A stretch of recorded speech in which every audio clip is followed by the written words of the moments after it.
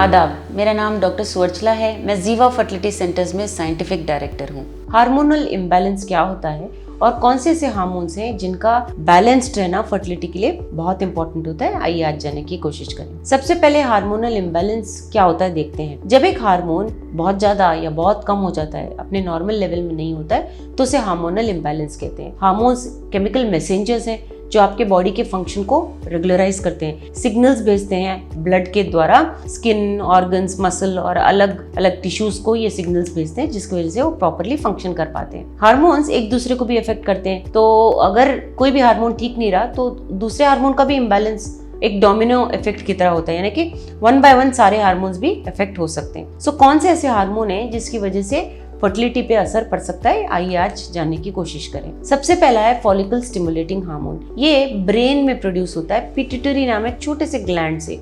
ये बहुत आवश्यक होता है रेगुलराइज्ड पीरियड्स होने के लिए और फीमेल फर्टिलिटी के लिए। सो आपके ओवरीज में फॉलिकल्स होते हैं, जैसे कि छोटे फ्लूइड फिल्ड सैक्स। ऐसे सोचिए कि जैसे बलून है, उसके अंदर पानी है और उसमें इमेच्योर एग है। FSH फॉलिकल स्टिमुलेटिंग हार्मोन अलग अलग तरह के हार्मोन्स के साथ अंडे को बड़ा करता है। इनिशियल स्टेजेस में, पीरियड के पहले दिनों में अंडे को बड़ा करने में इसका बहुत योगदान होता है और ओवुलेशन के लिए भी जरूरी होता है। FSH ईस्ट्रोडायोल एक तरह का ईस्ट्रोजन हार्मोन होता है, उसके लिए भी बहुत महत्वपूर्ण होता है, जिससे पीरियड्स रेगुलर होते हैं और फर्टिलिटी भी होने के चांसेस बहुत अच्छे होते हैं अगर FSH के लेवल्स नॉर्मल हो। नेक्स्ट होता है AMH। AMH ओवेरियन फॉलिकल्स द्वारा ही प्रोड्यूस होते हैं, यानी कि आपके ओवरीज में जो फॉलिकल्स हैं वहीं से AMH रिलीज होता है और ये हमें एक तरह से एक मेजरमेंट देता है कि आपके ओवरीज में कितने अंडे हैं।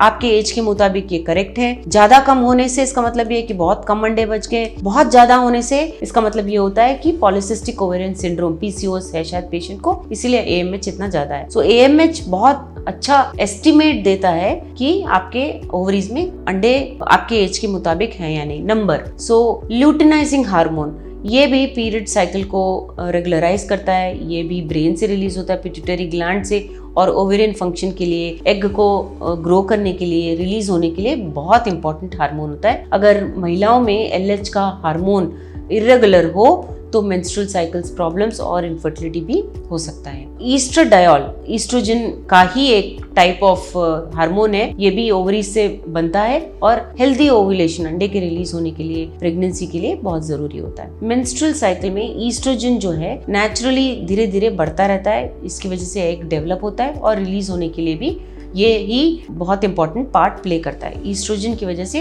प्रेगनेंसी के चांसेस भी इंप्रूव होते हैं, क्योंकि ईस्ट्रोजन यूट्रस के लाइनिंग को भी बड़ा करता है। अगर ईस्ट्रोजन बहुत कम हो तो महिलाओं में इरेगुलर पीरियड्स होना या ओवुलेशन ना होना भी देखा गया है। ईस्ट्रोजन लेवल्स बहुत ज्यादा हो तो जो एग फर्टिलाइजेशन का विंडो होता है, जो ओव्यूलेशन का विंडो होता है, बहुत छोटा होता है, तो वो भी एक प्रॉब्लम हो सकता है। अगला है प्रोजेस्टेरॉन। प्रोजेस्टेरॉन बहुत जरूरी है पीरियड्स का रेगुलर रहने के लिए और फुल टर्म बेबी आप कैरी कर सकें, उसके लिए भी प्रोजेस्टेरॉन एक बहुत महत्वपूर्ण रोल प्ले करता है। सो जब एग ओवरी से रिलीज होता है, उस फॉलिकल को कॉर्पस लूटियम कहा जाता है। इस कॉर्पस लूटियम से प्रोजेस्टेरॉन रिलीज होता है। प्रोजेस्टेरॉन की वजह से एंडोमेट्रियम बढ़ता है और अगर प्रेगनेंसी आए तो उसे इम्प्लांट करने के लिए प्रोजेस्टेरॉन का बहुत योगदान होता है, यानी कि बेबी के चिपकने के लिए, एम्ब्रियो के चिपकने के लिए। अगर फर्टिलाइजेशन नहीं होता है और एम्ब्रियो नहीं बना है तो कॉर्पस ल्यूटियम डिसइंटीग्रेट होना शुरू होता है, प्रोजेस्टेरॉन लेवल्स कम होना शुरू हो जाते हैं। लेकिन अगर प्रेगनेंसी आए तो प्रोजेस्टेरॉन लेवल्स बढ़ते रहते हैं। जो प्लासेंटा होता है, जो बच्चेदानी होती है, वो